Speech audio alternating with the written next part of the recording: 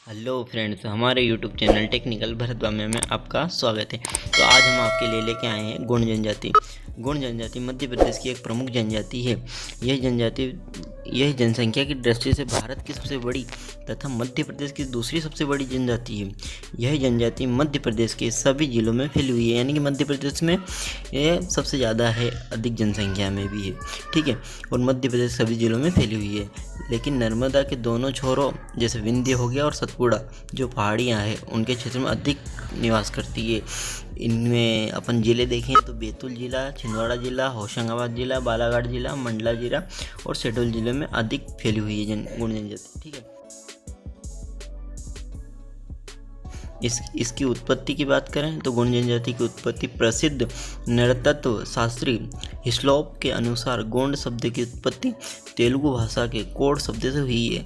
जो तेलुगु भाषा का कोड शब्द है उससे गोंड जनजाति की उत्पत्ति हुई है। ठीक है, जिसका अर्थ है पर्वत, अथवा यह जनजाति पहले पर्वतों का निवास करती थी, यानी पर्वतों पर निवास करने वाली जनजाति है जो कि अधिकतर जंगलों में भी निवास करती है। ठीक है, इसलिए गोंड जनजाति कहलाती है।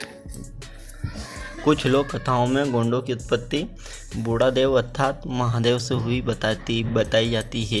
ठीक है, क्योंकि इनके जो देवता है वो बूढ़ादेव या महादेव इन दोनों को बोलते हैं। ठीक है, इसके बाद चलते हैं गोंड जनजाति के लोगों की शारीरिक बनावट।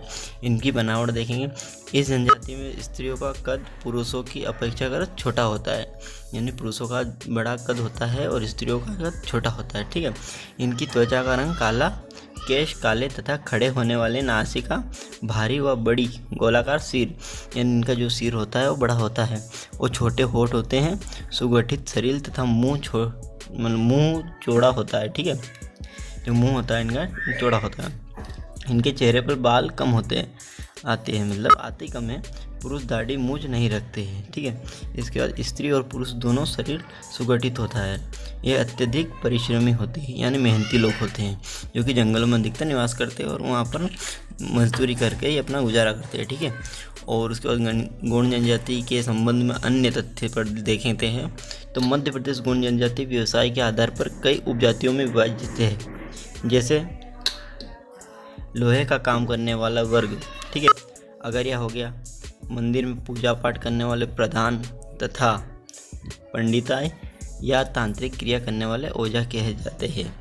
जो ये मंदिर में पूजा पाठ करने वाले प्रधान होते हैं इन्हें पंडिताई या तांत्रिक क्रिया करने वाले ओझा कहते हैं। ठीक है, अगला देखेंगे तो मध्य प्रदेश की गोंड जनजाति में भाई का लड़का और बहन की लड़की, मतलब भाई की लड़की और बहन का लड़का में विवाह का प्रचलन है, यानी भाई बहन के लड़के में शादी कर सकते हैं। ठीक है, इसके अलावा जिसे यह लोग दूध लौटावा भी कहते हैं, यानी विवाह को दूध लौटावा भी कहा जाता है। ठीक है, गोंड जनजाति में वर द्वारा वधु मूल्य नहीं चुकाने की स्थिति में यदि भावी ससुर के यहाँ सेवा करता है, यानी कि जो लड़का है इनमें ऐसा होता है कि जो लड़की है लड़की वालों को लड़के वाले दहेज देते हैं, जो कि अगर लड़का वाला नहीं चुका पाता है तो वह ससुर होते हैं उनके यहाँ पर रह सकता है और भावी ससुर के यहाँ सेवा करता है। ठीक है, जिससे खुश होकर उसे कन्या दे दी जाती है।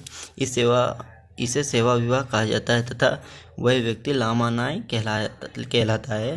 प्रधान अगरिया ओझा नगरची 16 गोंड जनजाति की उपजाति है। ठीक है दोस्तों, आज के लिए इतना ही गोंड जनजाति के बारे में। ठीक से।